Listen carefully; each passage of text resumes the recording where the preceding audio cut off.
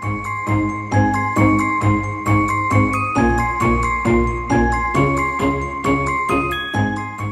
everybody, this is Rhys Barber from Audiology Associates. Thanks very much for watching our day 11 of wax vent. We've got one patient in this video today. This was a tough old one to do.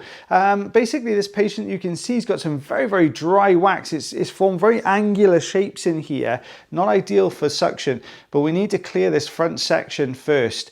The wax itself is really impacted very deeply into the canal, and you can see the color of it. It is almost black, which means this has been in here a long time, and it is as tough as all boots. As we get a grip on this bit, you'll see it coming away really well.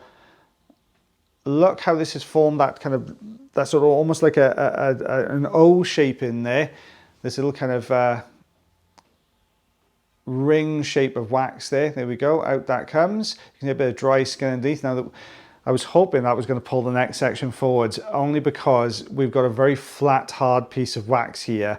Now, the worst thing that can happen is, as we get a grip on this bottom section, the bottom section actually shears away from that main block of wax and leaves us with a very flat, difficult surface to get a grip on. Which is exactly what did happen. You can see it's very tough. Let's try and lift this bottom section. Is this going to come away from the canal wall and bring some of that deeper section with it? No, it's not. It's going to be really awkward today. So out that's come. There we go. You can see it just getting sucked into the Zollner tube there.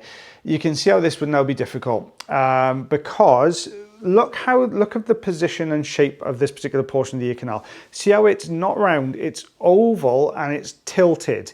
The difficulty is once you get past that section, the ear canal does that again. So you end up with a round plug that needs to get through that shape, which is very hard, very flat, which is very hard to get a good grip on, even though we've put some olive oil in here. And you can see I've got the grip, but as I'm pulling this forwards, the shape of the canal and the shape of the wax is stopping this from coming forwards. So what I'm doing by pulling it forwards is taking it away from the eardrum. Now what I'm going to do now is see if I can lift and twist this wax to get it through that gap. Now you'll see as I lift this up, I'm hoping it's going to be quite short, but it's a thick, chunky little plug, this one. So it doesn't, when you're lifting it up, there's not enough wiggle room in here to actually spin this wax. So this is when you start head scratching a little bit and think, well, okay, how am I going to get this out? How am I going to get this plug out of this ear canal? So you can see it's just dropped, as we bring it forwards, that top section is just lifted slightly. So I'm holding onto that section. Can we bring this around? Spin it a little bit. You can see I'm twisting it around, trying to get this out. It's just holding on for dear life in here. It does not want to budge, this one. Okay. So I'm thinking, all right, we've got this thin layer there, this thin edge. Can we get a good grip on this with the crocodile forceps? And will it hold on to it tightly enough? But the answer to that one is no. So it just sheared off so quickly, and it's so brittle down there, it's really hard to do. So we're going to use the Rosen inserter here. Now you can see I've gone in at a certain angle. I'm trying to work out the best angle to approach this from.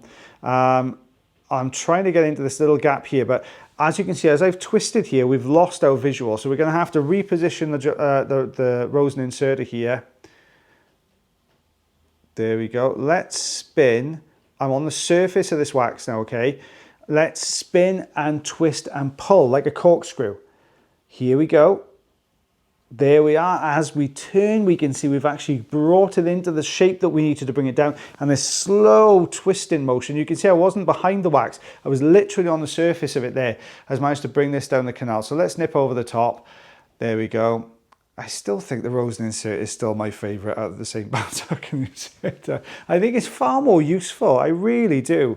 You know, and it was one of Connor's videos actually that sort of introduced me to the Rosen inserter. But it's a lovely little tool to use. Fair play. Be fangirling over the Rosen inserter. So you can see now we're just getting this out. There we go.